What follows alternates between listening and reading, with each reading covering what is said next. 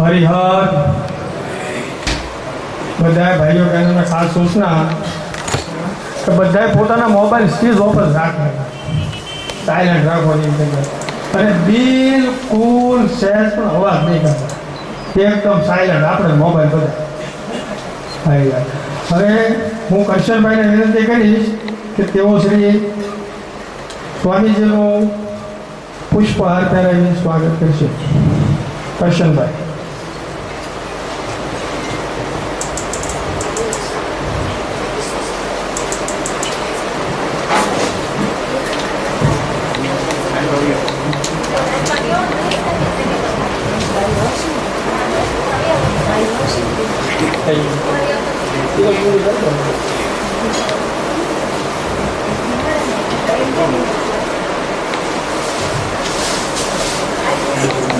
हरिहर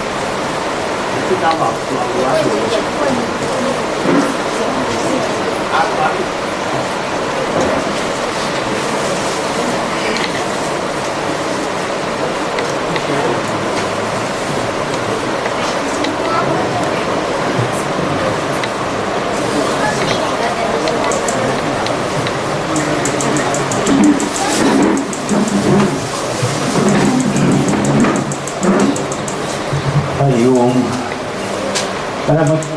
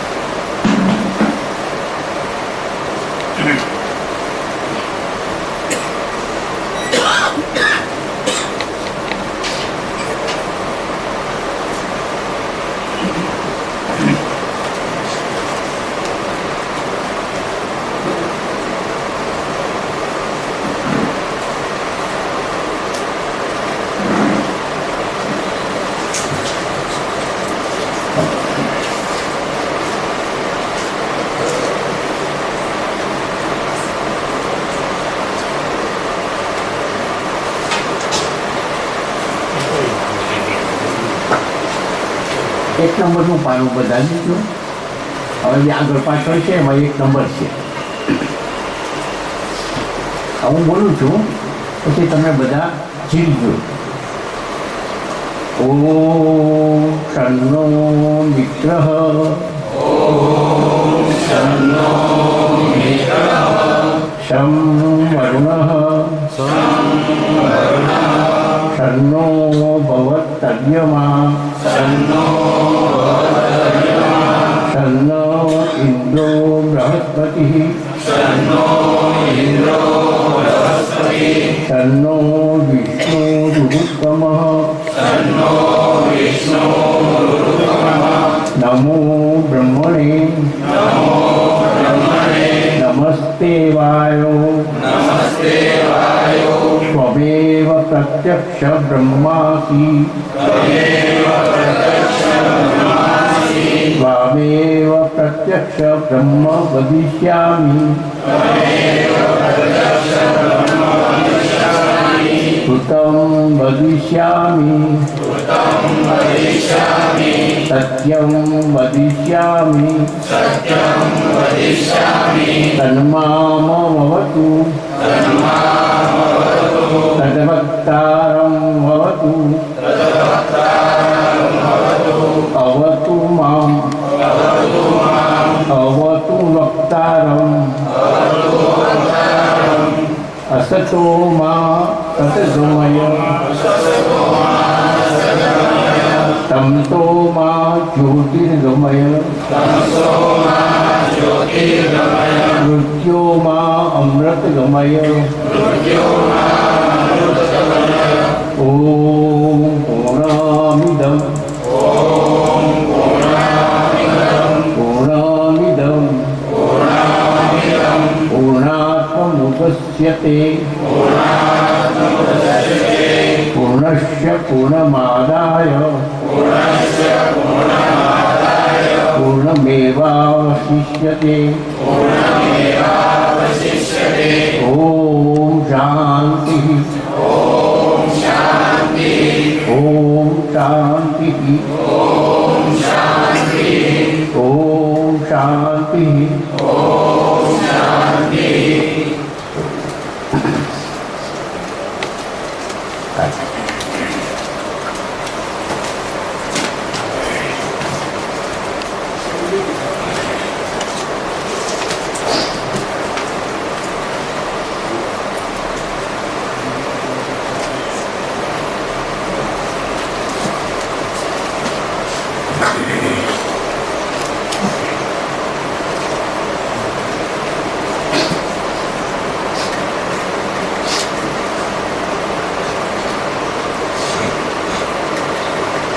આપણે ગઈકાલે સાંજે અષ્ટવક્રજીએ કીધું જનક રાજાને કે તું તારા શરીરને આત્માને પૃથક પૃથક કરીને જો.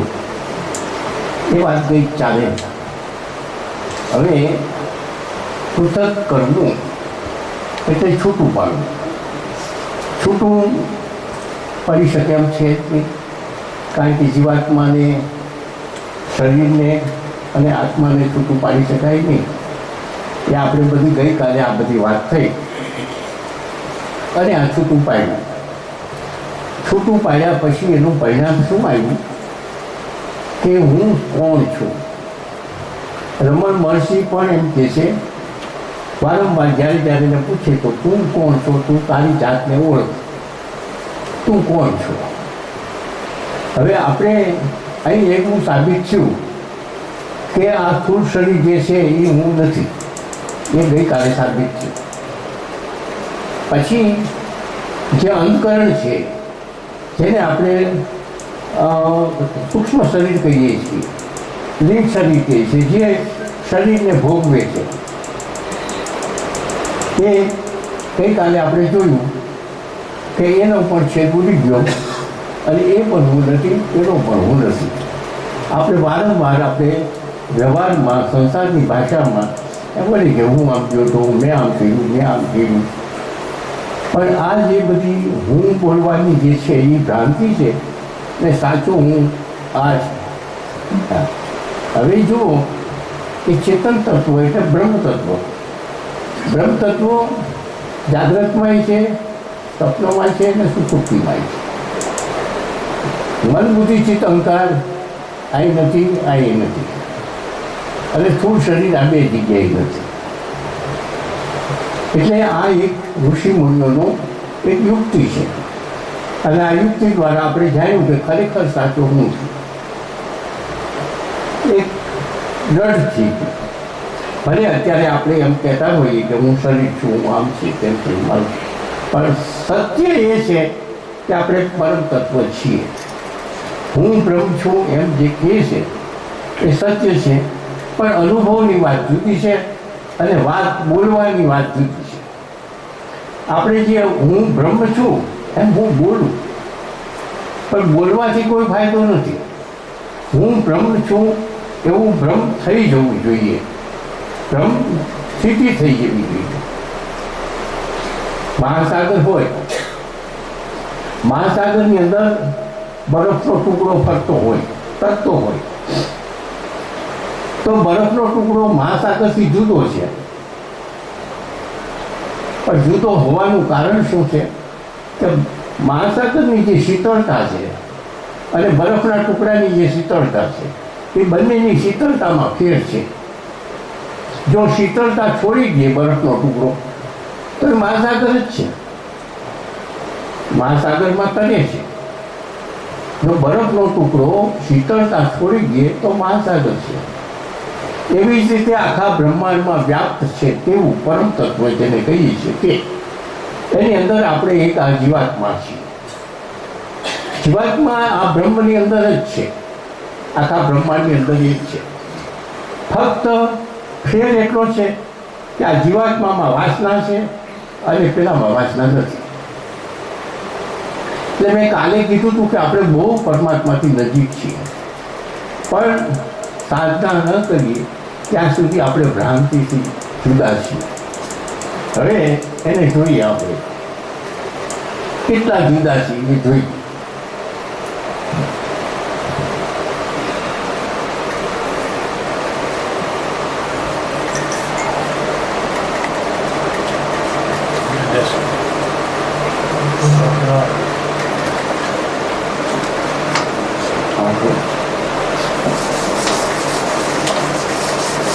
આનાથી હાલ થાય, આના થાય.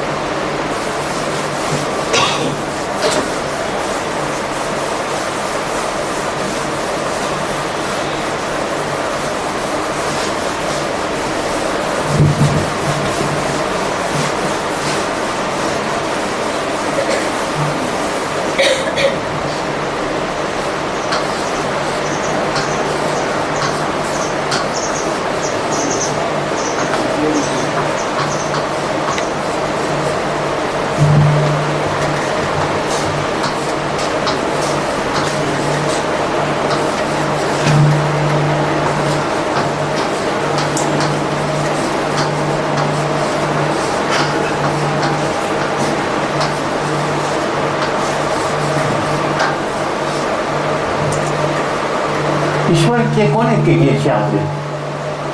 એ જગતનું સંચાલન કરે છે અને આપણે ઈશ્વર કહીએ છીએ. બ્રહ્મ તત્વ અને ઈશ્વર તત્વ બધું એક જ છે. એક માણસ રસોઈ બનાવતો હોય તો એને આપણે રસોઈયો કહીએ. એક માણસ એ જ માણસ જો પોલીસના કપડાં પહેરીને ઊભો હોય સાહેબ રોડ ઉપર તો આપણે એને પોલીસ કહીએ. અને એ જ માણસ ચોર કરતો હોય તો આપણે ચોરી કહીએ, ચોર છે એમ કહીએ. માણસ એકનો એક જ છે, પણ એની કામગીરી જુદી છે. કે આખું બ્રહ્માંડ વ્યાપ્ત છે, એની અંદર આ સૂર્ય છે અને સૂર્યની ફરતા ગ્રહો ફરે છે બધા. એમાં એક આ પૃથ્વી છે. આખામાં બ્રહ્મ છે, આખું મોટું બ્રહ્માંડ છે. આ બ્રહ્માંડની અંદર આ સૂર્ય કુટુંબ છે, એના ફરતા ગ્રહો ફરે છે. આવું સૂર્ય કુટુંબ આખા બ્રહ્માંડમાં ફરી રહ્યું છે. અને આ એક નથી, આવા ઘણા છે. આવા સૂર્યો બ્રહ્માંડમાં ઘણા છે, પણ એ આપણને ખબર નથી, કારણ કે કેટલાય કરોડો જોઈતા દૂર છે. પણ આપણે એની જરૂર નથી, આપણે તો આની જરૂર છે. હવે આખા બ્રહ્માંડમાં આ છે. ગઈકાલે વાત કરી કે પરમ તત્વ એટલું બધું સૂક્ષ્મ છે કે બધાની અંદર છે અને બહાર છે. અત્યારે આપણે બધા બેઠા છીએ તો હું એમાં છું, તમે પણ એમાં છો, અને હું ને તમારા વચ્ચે જે અંતર છે એમાં નથી એવું નથી.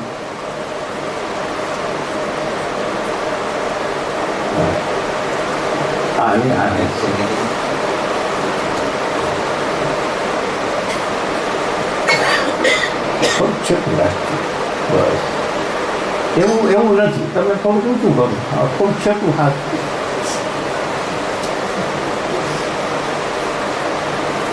એટલે બ્રહ્મમાં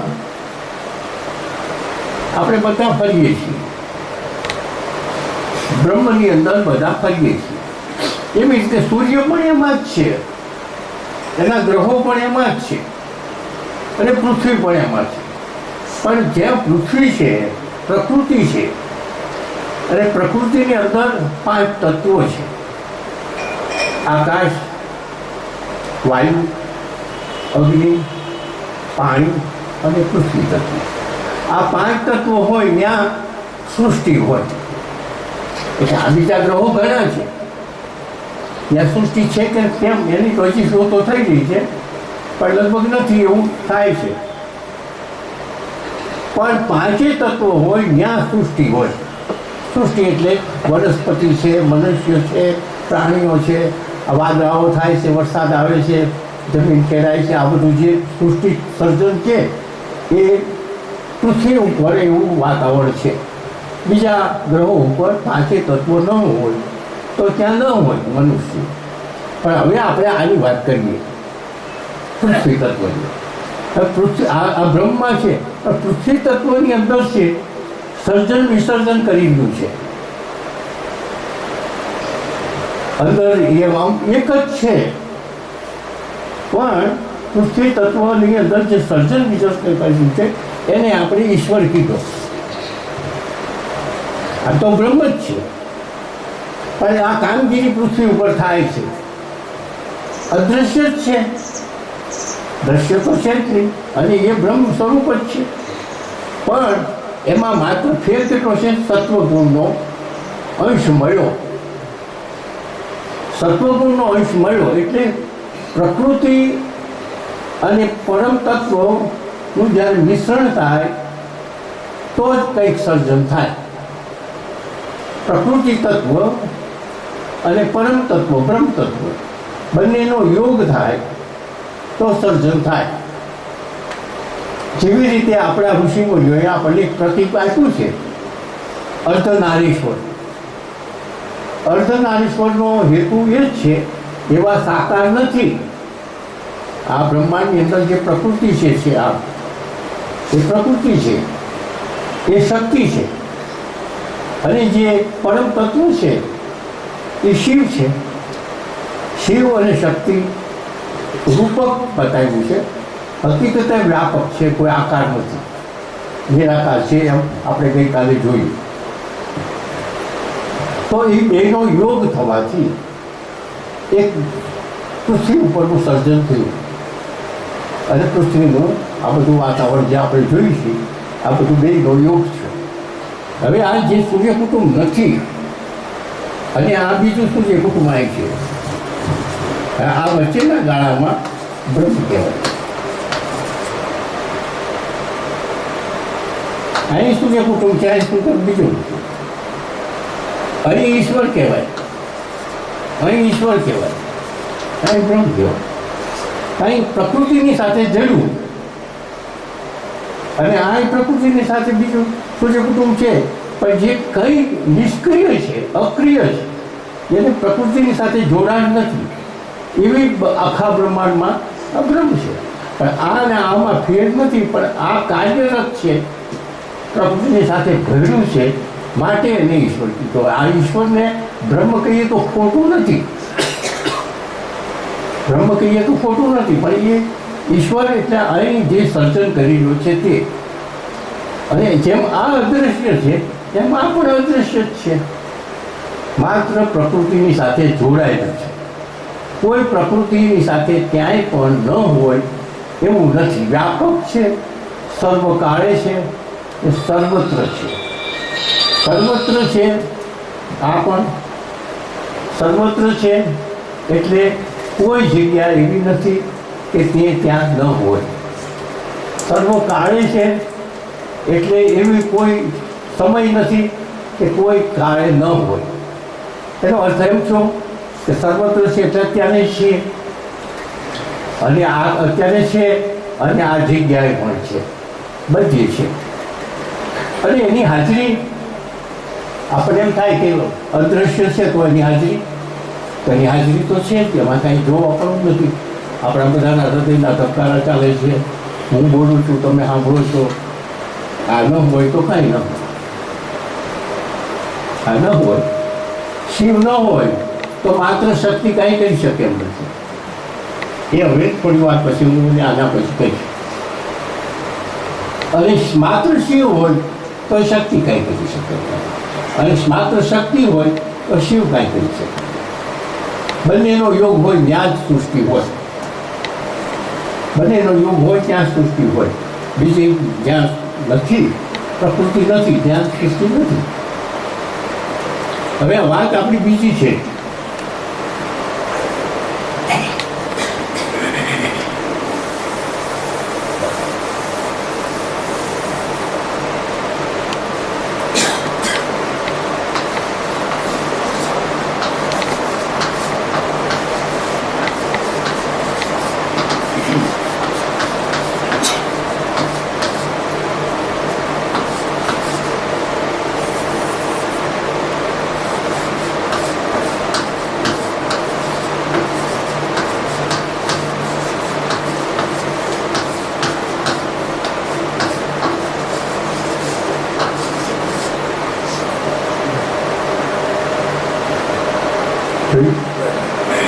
ઈશ્વર ને જીવ વચ્ચે કેટલું અંતર છે?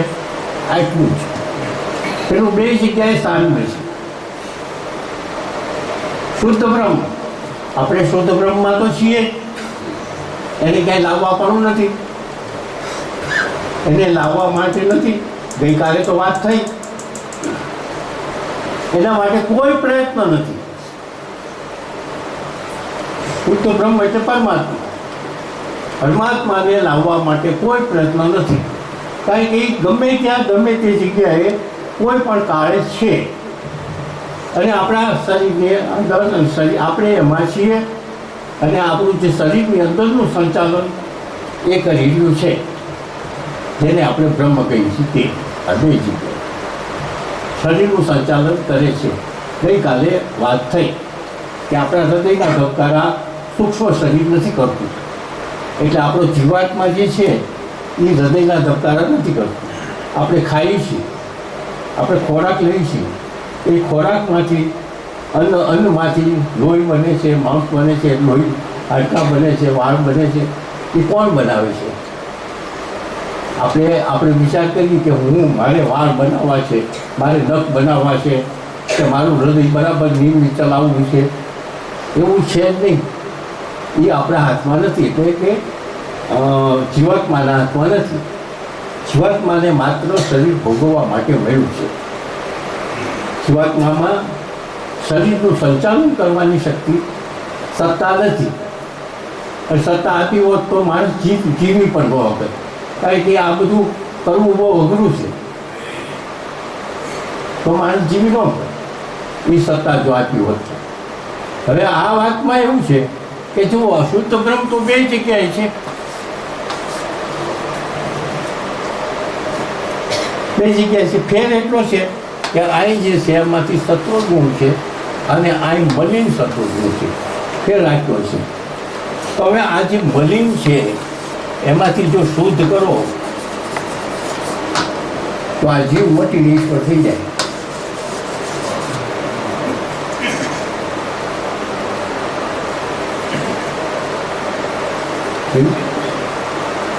આ હકીકત છે, આ સત્ય છે. મલિન કાઢી નાખો તો જીવ મટી ઈશ્વર થઈ જાય. આમાં કાંઈ છે એટલે આ બ્રહ્મ જ છે. મલિન એટલે શું? હું કાઢવાનું આવે એ વાત આવશે. તો હવે મલિન છે એમાંથી શુદ્ધ કરવા માટે શું કરવું જોઈએ? વાત આ છે મુખ્ય. ગમે તે કશું ફરીને ત્યાં જ આવશે કે સાધના કરો, ભક્તિ કરો, ફરીને ત્યાં આવવાના છે કે હવે આને શુદ્ધ. એટલે આપણે બધામાં કહીએ છીએ કે ભાઈ ચિત્ત શુદ્ધિ, કોઈ પણ બ્રહ્મનિષ્ઠનું પુસ્તક વાંચો, અથવા તો ઉપનિષદ વાંચો, ગીતા વાંચો, જે ઉચ્ચ કક્ષાના પુસ્તકો છે એમાં પહેલું જ આવશે કે ચિત્ત શુદ્ધિ કરો. ગમે ત્યાં કેટલી વખત આવશે, આખા પુસ્તક વાંચશો તો 200-500 વખત આવશે કે ચિત્ત શુદ્ધિ કરો. એટલે આ જે છે શુદ્ધ એટલે ચિત્ત શુદ્ધિ. હવે ચિત્ત શુદ્ધિ કરવી હોય તો શું કરવું જોઈએ?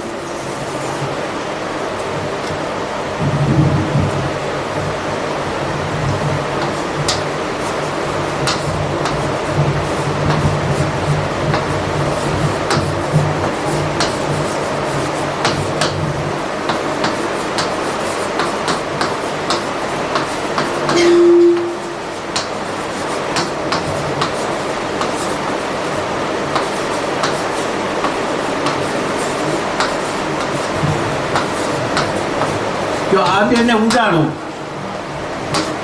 તો આ થઈ ગયું.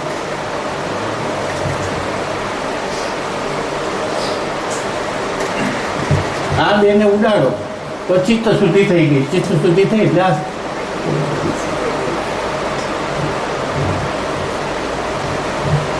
બરોબર છે. સત્ય હકીકત જે છે એ સત્ય છે. ગઈકાલે આપણે જે બતાવ્યું એ પણ સત્ય છે, આ પણ સત્ય છે. તો આ બેને ઉડાડવા માટે શું કરશે? આ બેને ઉડાડવા માટે જપ, તપ, દાન, યજ્ઞ, સેવા, પ્રાયશ્ચિત જે આપણે ગઈકાલે વાત થઈ એ કરતા કરતા કરતા તમે સત્વગુણમાં આવશો. એટલે આ તો કરવું જ પડશે. આ તો આપણે કરવું જ પડશે. તો જ એમ કીધું છે કે તું બ્રહ્મ છો. અષ્ટાવક્રજીએ કીધું કે તું બ્રહ્મ છો, તું ઈશ્વર છો. હવે ઈશ્વર છો એ તો ખોટું નથી, પણ આ બે છે ને, આ બે વાદળા, આ બે આવરણ, એ વાદળ હટાવવાનું છે, ઈશ્વર લાવવાનો નથી. ઈશ્વરને ઉત્પન્ન કરવાનો નથી, ઈશ્વરને લાવવાનો નથી. ઈશ્વર છે અને આપણે એનાથી જરાય જુદા નથી, આઘાત નથી. મનુષ્ય, માત્ર મનુષ્ય, પૃથ્વી ઉપરનો કોઈ પણ મનુષ્ય જરાય છેટો નથી. પણ આ બેને દૂર કરવા પડે. હવે આ બે દૂર તો એટલું બધું છે કે વર્ષોથી આ ઘટમાળ બેસી ગઈ છે, જેને ગ્રંથિ કહે છે. ગ્રંથિ